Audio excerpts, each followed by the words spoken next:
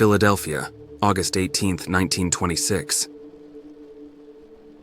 The midday sun beat down on the coarse sand of Atlantic City Beach, turning the air thick and heavy. I, Amelia Croft, sat perched on a precariously tilted log, squinting at the relentless glare off the water. My friends, Sarah and William, splashed playfully in the shallows a stone's throw away, their laughter whipping away on the salty breeze. Atlantic City, with its towering hotels and cacophony of sounds, felt foreign compared to the quiet routines of our small farm back in Pennsylvania. My parents, hesitant at first, had allowed the trip as a reward for my good grades. It was supposed to be a week of carefree fun, but I found myself oddly on edge.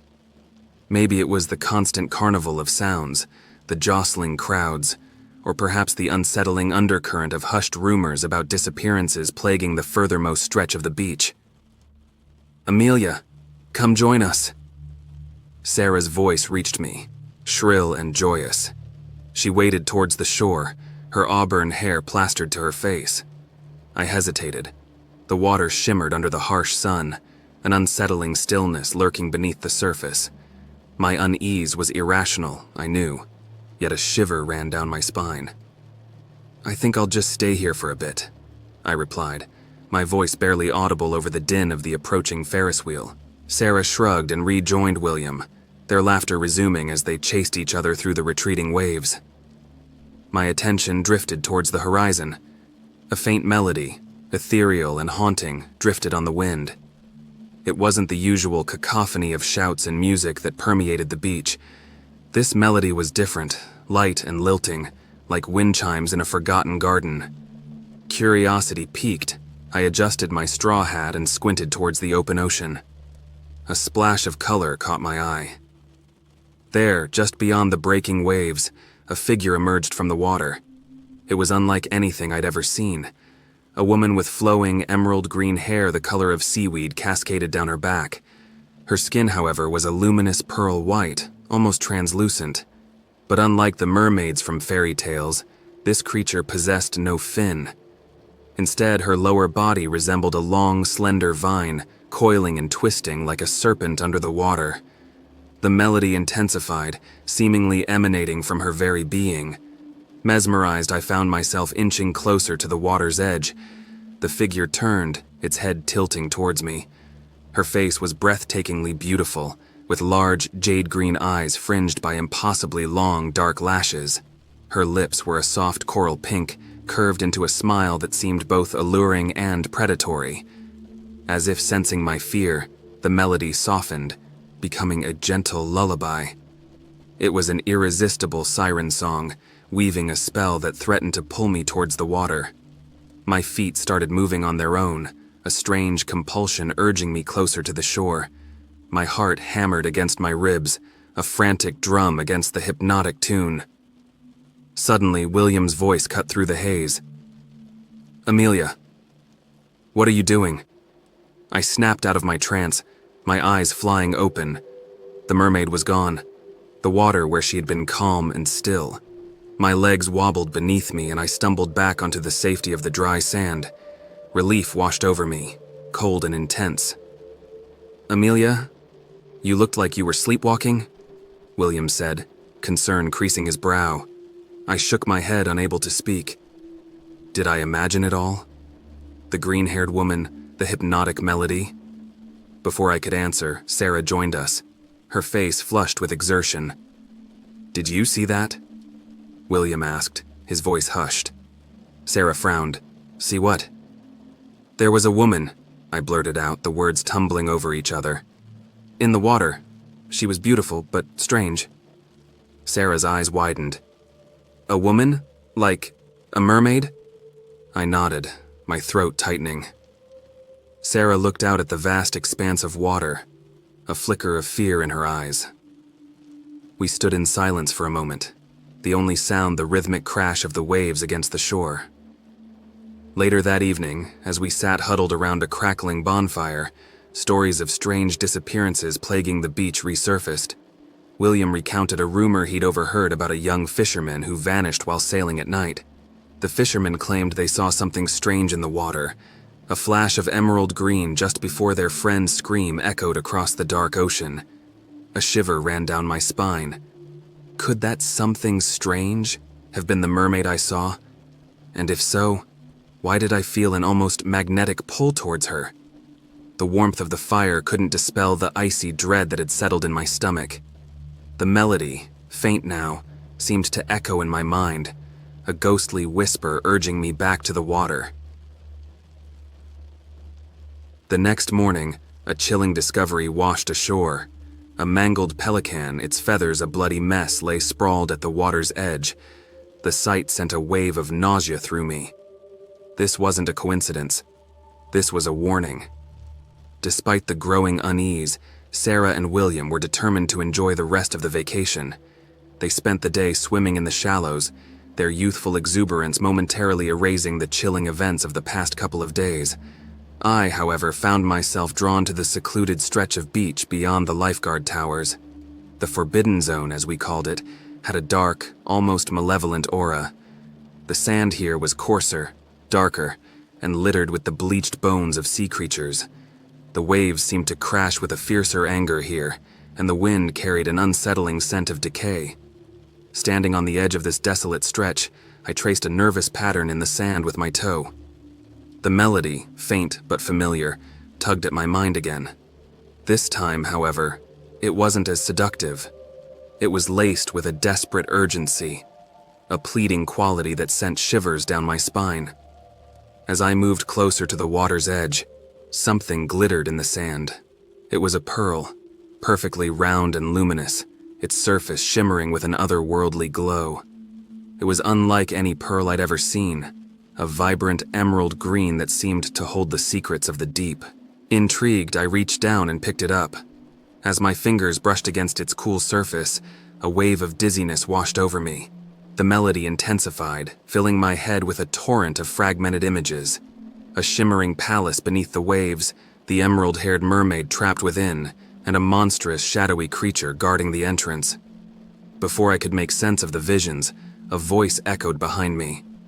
"Amelia, what are you doing here?" It was Sarah. Relief flooded through me, momentarily dispelling the haunting visions. "I just needed some time alone," I stammered, clutching the pearl tightly in my hand. Sarah's eyes narrowed. "Is that why you're standing at the edge of the forbidden zone?" "It's not a big deal," I mumbled, shoving the pearl into my pocket. Sarah didn't seem convinced. "Something's wrong, Amelia. Tell me what's going on." I hesitated. Could I tell her about the mermaid, the melody, the chilling visions? The words seemed to stick in my throat, a knot of fear tightening my chest. "Amelia?" A scream pierced the air, shattering the fragile peace. We both whirled around, our hearts hammering in unison. William stood a few feet away, his face contorted in terror, pointing towards the water. "Sarah, Amelia, it's her," he gasped. There, amidst the churning waves, the mermaid emerged. Her emerald hair cascaded around her pale form as she swam towards the shore. But this time, something was different. Her beautiful face was contorted in a grimace, her eyes blazing with a feral hunger. In her hand, she clutched William. His screams were muffled by the water, his struggles a frantic dance against the deadly grip of the creature. Sarah reacted first.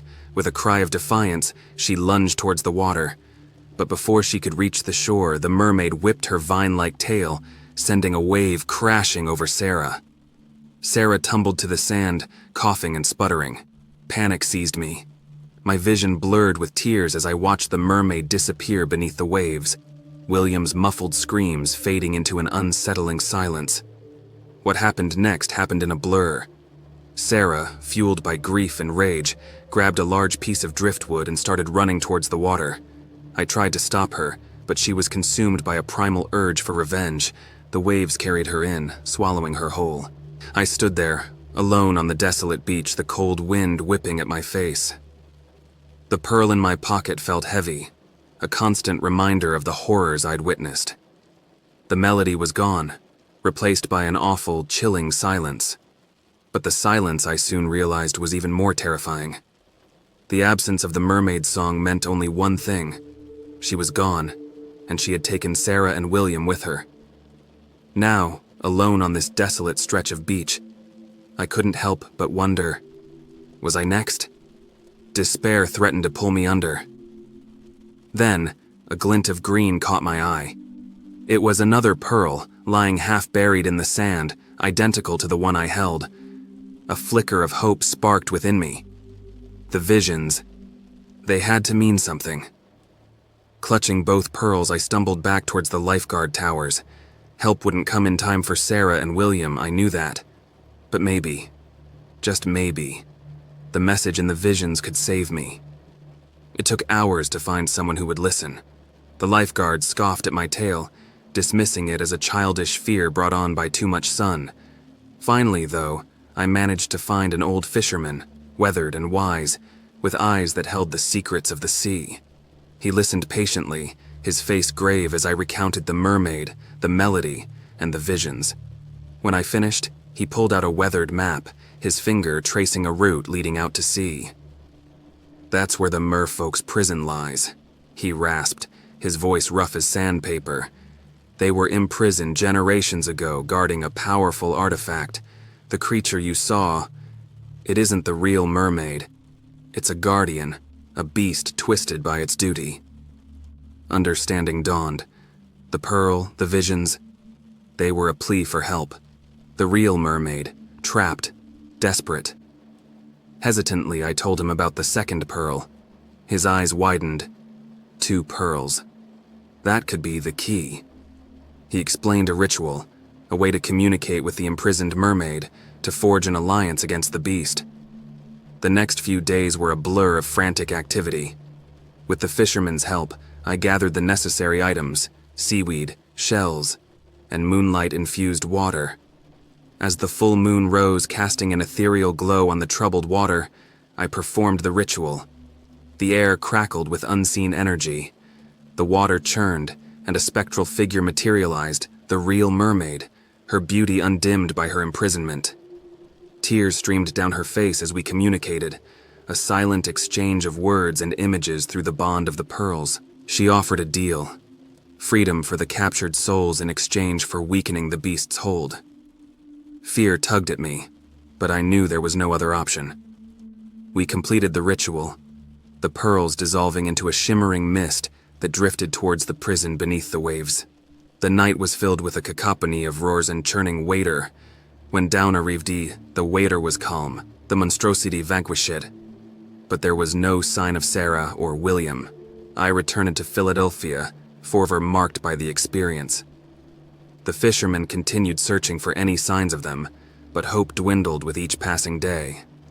The mermaid, however, was free. Sometimes late at night, I swear I hear a haunting melody on the wind, a song of gratitude and sorrow, a reminder of the price of freedom and the horrifying beauty of the sea's secrets.